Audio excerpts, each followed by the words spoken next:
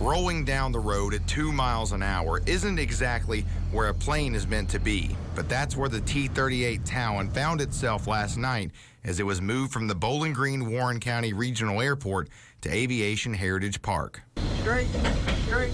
We hand selected this one specifically because it's got a fantastic history. It's been flown by every Mercury astronaut, every Gemini, every Apollo, every man who walked on the moon. After making its way down Scottsville Road around 10 p.m., the plane hits the 2-lane pavement of Three Springs Road, where things get a little tighter. You got it. It's clear over here. A few squeezes and close calls later, the jet is at Basil Griffin Park. It's got to be red, white, and blue. Where the Toyota Tundra pulling it is swapped out for a John Deere tractor. Anticipation of the final few feet causes excitement among those who've waited so long for this moment. It's such a beautiful plane in itself, and I know that all the people that come by to see it, it will be an inspiration to them. Over some grass and onto its concrete pad, the plane is being moved carefully, inches at a time. It's wheeled back and forth a few times until everything looks just right. That's dead on almost.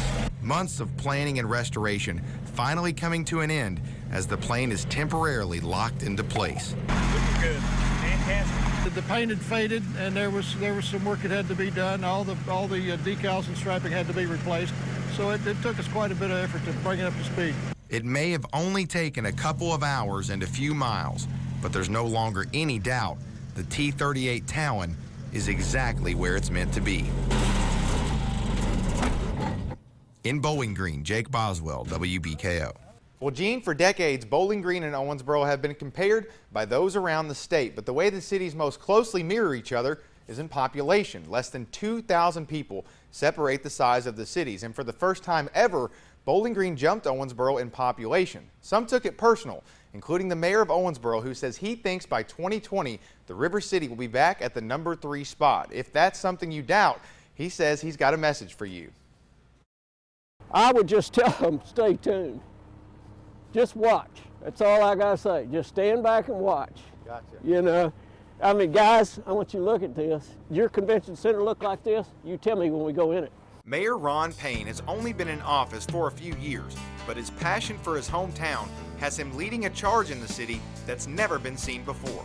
Owensboro wants to brand itself as the headquarters of bluegrass. Hundreds of millions of dollars have been spent in the public and private sector to renovate downtown Owensboro. And one big reason for that push, in 2010, Bowling Green's growth launched it to the Commonwealth's number 3 city in population. And now, Owensboro wants it back. Only about 70 miles separates the cities, but a number that's just as close is the difference in population between the two. Owensboro was number 3 in population for a while. Then in 2000, things got closer than ever. And then finally in 2010, it was official. A new city had taken the population bronze in the Commonwealth. In the early years of the country, the 1800s and the 1900s, having a major river going through your city like the Ohio River was a big factor when it came to population growth, but that's not necessarily the case anymore. So a city like Owensboro has to do some extra things to keep up with a city like Bowling Green, and officials think they have just the thing in a brand new building downtown that has people buzzing. When you come across the Blue Bridge, we call the Blue Bridge, at night and the building's lit up, it's really pretty spectacular. The brand new Owensboro Convention Center boasts 92,000 square feet of space. Though the new facility has some big numbers and a sleek new look, its counterpart in Bowling Green, the Sloan Center, is a worthy competitor. The facility spans 60,000 square feet, and every year from 2007 to 2012, it saw an upgrade of some type, keeping it in top shape. We have continued to provide, whether it's a new tile, new carpet, new walls, coverings, and so forth, so we try not to let it get dated. But we like what we have, and I think we're doing very well with it. The days of population growth depending on a major river running through your town are over. Now, it's all about having an interstate, and luckily for Bowling Green, Interstate 65 is providing a big advantage. Some clients specify a certain distance from the interstate to even consider a community. The interstate floods people into Bowling Green for so many reasons besides work, building on an already growing economy. We're a retail hub, we're a healthcare hub, we're an education hub. You're building talent that can help all the other sectors be competitive. Convention centers and transportation may play big roles in the population race, but Both cities are transforming their downtowns, and that is what ultimately could make the difference in 2020. We're talking about $250 million in our downtown. Along with their new convention center, Owensboro has built an entirely new riverfront filled with shops and restaurants, along with plans for a multi-million-dollar international bluegrass center.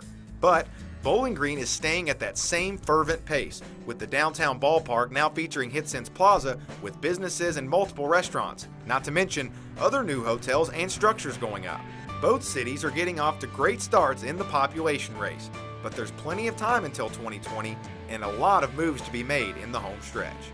I've got to tell you, never in the history of this community has there been this kind of activity. For the most part, people are tickled to live here just as I am, and I expect us to continue to grow. Now, there are so many similarities in the numbers between the cities. For a closer look, go to our web channel where we've got a link to the census information for both cities. Now, to find out who wins the population race, well, only time will tell. Gene, back over to you. The past few weeks, the staff at the National Corvette Museum has been on an emotional roller coaster ride. And this morning, that ride hit one of its peaks. The first of 8 cars was finally removed from the giant sinkhole that swallowed the Corvettes on February 12th. Once the 2009 ZR1 was safe above ground, officials decided to put it to the test. We're going to fire it up. That's right. The battered car started and drove the few hundred feet to its temporary display one room over. It's already in place out in the museum as is, and for people to take a look at. So come on out and see the first one out of the hole. Cheers could be heard echoing throughout the walls of the facility, but the celebration was short-lived. It was back to work an hour later, and this time the car meant for extraction was turned upside down. Officials rigged it up similar to the first car, and the result was the same, a successful removal. However, tomorrow marks a tougher task as construction officials eye the third car to be taken out of the hole. It looks like there's some concrete pressed up against it that'll have to be removed about the same time that the car is moved. That slab weighs 10 tons and could cause major stability issues inside the sinkhole if not handled properly. Officials at the Corvette Museum say at least one car remains buried beneath the rubble, and they haven't seen it since the sinkhole first collapsed. They do add, however, that their main focus right now is getting one car out at a time. Reporting at the National Corvette Museum in Bowling Green, Jake Boswell, WBKO.